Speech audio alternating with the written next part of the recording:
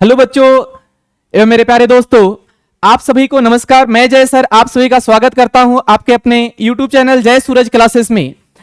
आज मैं आप लोगों के सामने एक बहुत ही इंपॉर्टेंट इंफॉर्मेशन साझा करने के लिए आया हूं, खास करके स्पेशली उन बच्चों के लिए जो अभी क्लास 10th या क्लास 12th में हो, चाहे वो साइंस स्ट्रीम में हो, चाहे वो कॉमर्स स्ट्रीम में हो, चाहे वो आर्ट्स में हो।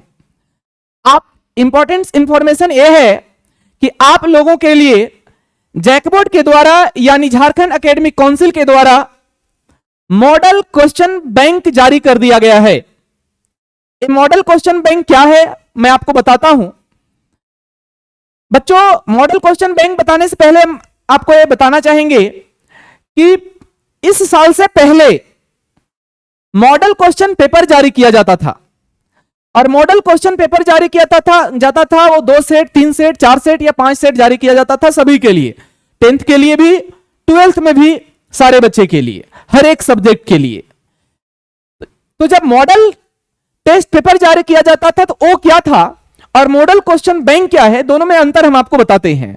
मॉडल टेस्ट पेपर जो जारी किया जाता था उसमें क्या होता था कि क्वेश्चंस होता था, एमसीक्यू क्वेश्चंस भी और सब्जेक्टिव क्वेश्चन भी। जिस प्रकार से क्वेश्चन आपके एग्जाम में आते हैं उस टाइप से उतना ही नंबर ऑफ क्वेश्चंस वहां हुआ करता था, लेकिन वहां पर उस क्वेश्चंस का आंसर नहीं होता था, आंसर बच्चे को खुद से उसका देखना होता था। इस बार क्या किया गया है, मॉडल क्वेश्चन बैंक जारी किया गया है जैकबोर्ड के द्वारा।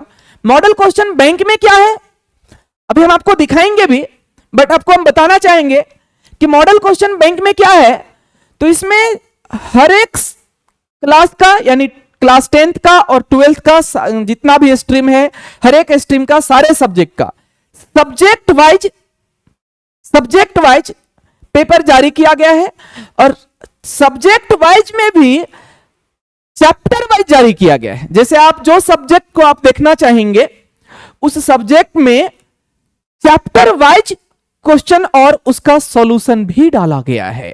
यानी एक फायदा का चीज कि क्वेश्चन तो है ही, क्वेश्चन के साथ साथ सॉल्यूशन भी है।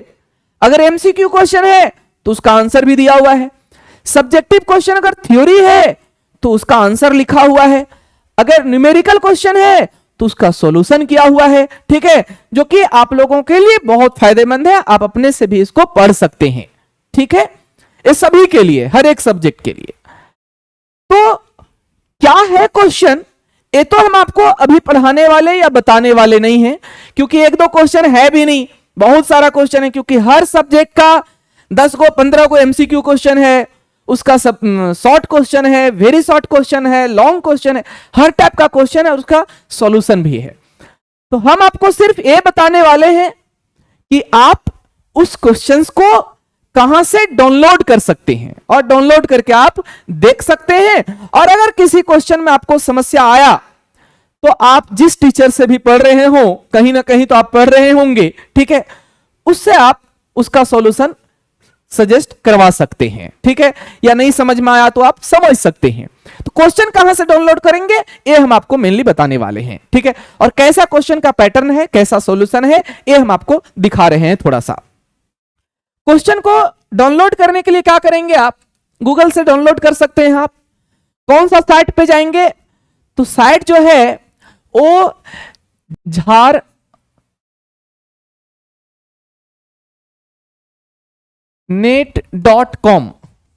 ठीक है, इस साइट पे जाएंगे आप।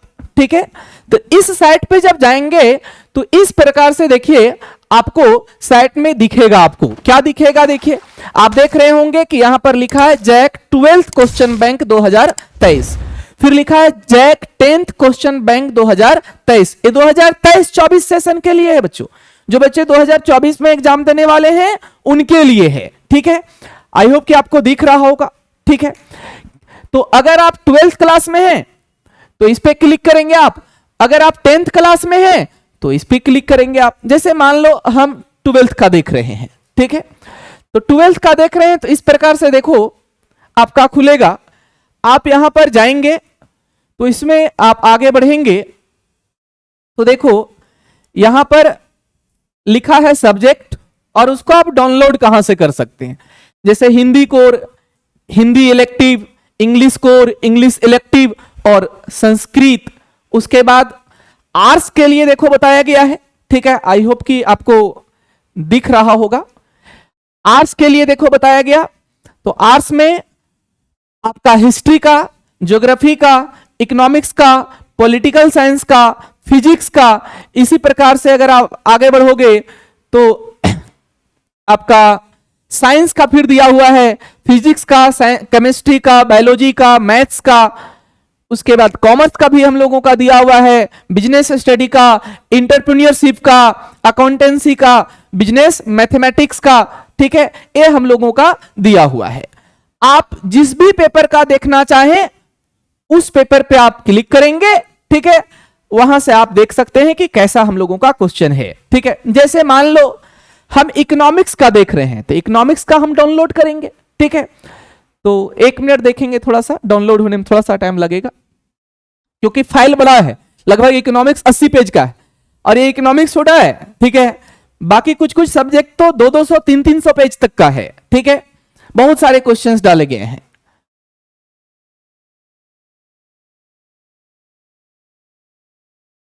देखो ये जो है स्टार्टिंग में बस कहानी दिया हुआ है, कौन बनाया, क्यों, किस प्रकार से बनाया गया है, कौन कौन टीचर इसको बनाया है, जैसे उन लोग का नाम लिखा हुआ है, ठीक है। जो भी टीचर गवर्नमेंट स्कूल में हैं उन लोगों के द्वारा ये बनाया गया है और ऑलमोस्ट जो गवर्नमेंट टीचर के, गवर्नमेंट स्कूल में जो टीचर होते हैं बच्चों, ठीक है, वही लोग क्वेश्चन भी सेट करते हैं। तो इसको हम लोग नजरअंदाज नहीं कर सकते हैं और बहुत इंपॉर्टेंट है, हमने देखा है, ठीक है, कि बहुत अच्छे से बताया गया है। जैसे पहला जो सबसे पहले मैं आपको बताना चाहूंगा कि हर एक सब्जेक्ट का पहले बताया गया है कौन कौन से चैप्टर्स हैं, ठीक है, और हर एक चैप्टर का एमसीक्यू क्वेश्चन भी है, उसका सब्जेक्टिव क्वेश्चन भी है। जैसे देखो पहला जो चैप्टर है इकोनॉमिक्स का, इंट्रोडक्शन, जिसको हम लोग परिचय कहते हैं, ठीक है। तो उसमें देखो पहले मल्टीपल चॉइस क्वेश्चन है। मल्टीपल चॉइस क्वेश्चन देखो यहां पर आपका दिया हुआ है। अब मल्टीपल चॉइस क्वेश्चन के बाद इसका आंसर्स भी दिया हुआ है, देखो नीचे में देखो उसका आंसर्स भी दिया हुआ है, ठीक है, कि पहला का डी होगा, दूसरा का ए होगा, तीसरा का सी होगा। तो क्वेश्चन के साथ साथ आंसर भी दिया हुआ है। उसके बाद देखो वेरी शॉर्ट क्वेश्चन आंसर है, ठीक है। तो वेरी शॉर्ट में देखो अगर आप देख रहे होंगे तो जैसे पहला क्वेश्चन लिखा है अर्थव्यवस्था की किन्हीं 2 केंद्रीय समस्या को लिखें, तो 2 समस्या कौन कौन सा है वो देखो बताया गया है, लिखता है किसी अर्थव्यवस्था की 2 केंद्रीय समस्या निम्न है, ठीक है। तो क्वेश्चन के साथ साथ उसका आंसर्स भी बताया गया है, जैसे आप देख रहे होंगे। जैसे मान लो यहां पर क्वेश्चन नंबर 4 में है व्यष्टि अर्थशास्त्र और समष्टि अर्थशास्त्र, यानी मैक्रो और माइक्रो इकोनॉमिक्स का डिफरेंस पूछा, तो डिफरेंस का फिर यहां आंसर दिया हुआ है। तो इसी प्रकार से हर एक चैप्टर में, ठीक है, हर एक सब्जेक्ट का, हर एक चैप्टर का एमसीक्यू क्वेश्चन, उसका वेरी शॉर्ट क्वेश्चन, उसका शॉर्ट क्वेश्चन, लॉन्ग क्वेश्चन, हर टाइप का क्वेश्चन और उसका सॉल्यूशन दिया हुआ है। तो आप इसको जरूर एक बार पढ़ें, आपको लिए बहुत फायदेमंद होगा, ठीक है। तो यही इंफॉर्मेशन था जो कि आपको के साथ में साझा करने के लिए आज आया था कि अगर किन्हीं को नहीं मालूम होगा तो आप देख ले सकते हैं, ठीक है। तो इतना ही मैं आप लोगों को आज बताना चाहूंगा। और हाँ, अगर किसी भी को भी कोई प्रॉब्लम हो, नहीं डाउनलोड कर पा रहे हैं या किसी भी प्रकार का समस्या हो आपको, ठीक है, तो आप मुझे कमेंट करके वीडियो में और पूछ सकते हैं।